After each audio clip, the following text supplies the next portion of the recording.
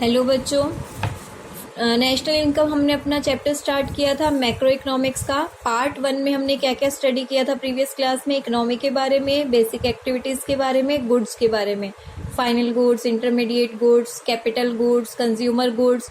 फिर मैंने आपको 20 एग्जाम्पल्स दिए थे गुड्स को क्लासीफाई कि कौन कौन से गुड्स हैं। आज हमारा नेक्स्ट टॉपिक है फैक्टर सर्विसेज या फिर factor of production. Factor of production का मतलब क्या होता है? वो गुड्स एंड सर्विसेज जो कि हमें रिक्वायर होते हैं किसी भी चीज़ की प्रोडक्शन के लिए। तो किसी भी चीज़ की प्रोडक्शन के लिए बेसिकली हमें 4 चीज़ें चाहिए होती हैं, और वो 4 चीज़ें क्या हैं हमारी?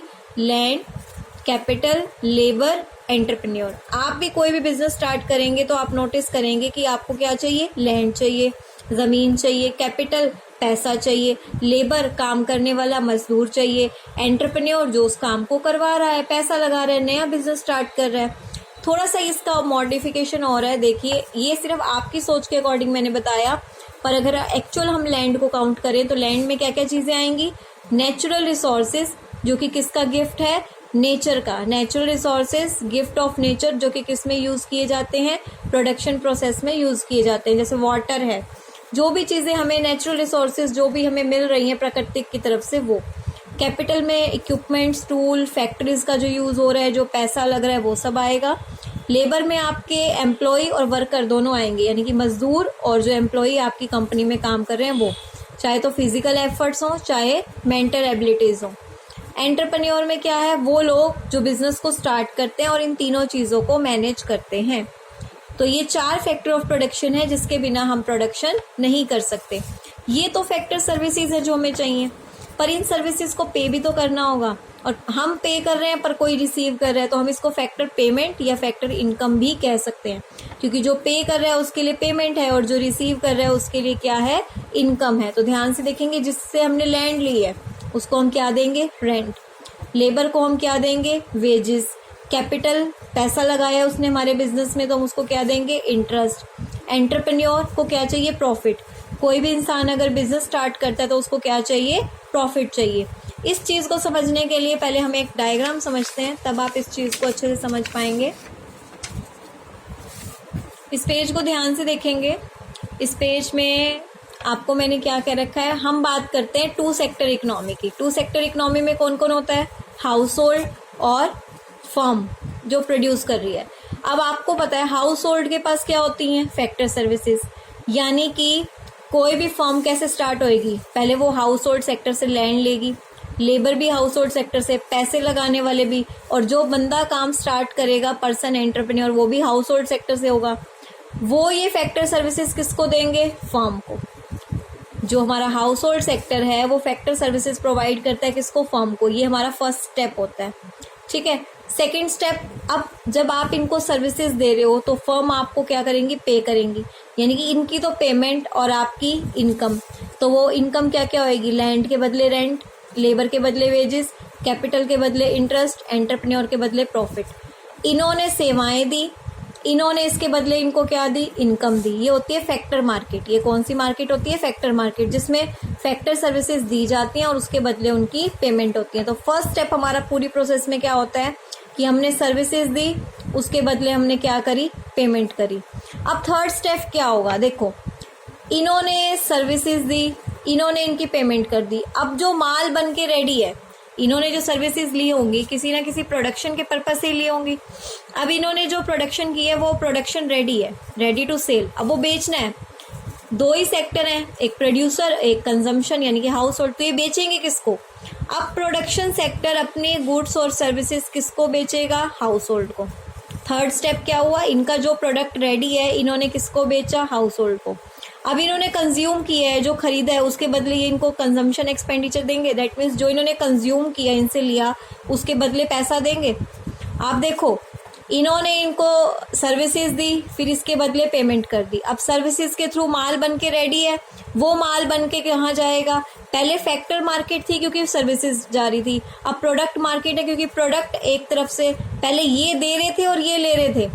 अब ये दे रहे हैं और ये इनको ले रहे हैं, मतलब ये प्रोडक्ट दे रहे हैं, उसके बदले ये इनसे पैसा ले रहे हैं। तो आपने एक चीज़ इन्वॉल्व की, पैसा पहले कहाँ गया था? पहले जब इन्होंने इनको सेवाएं दी तो प्रोड्यूसर सेक्टर ने इनको पैसा दिया। अब जो पैसा इनके पास आया, पैसे से ये वही चीज तो खरीदेंगे जो प्रोड्यूसर बनाएगा, तो घूम के पैसा वापस वहीं गया।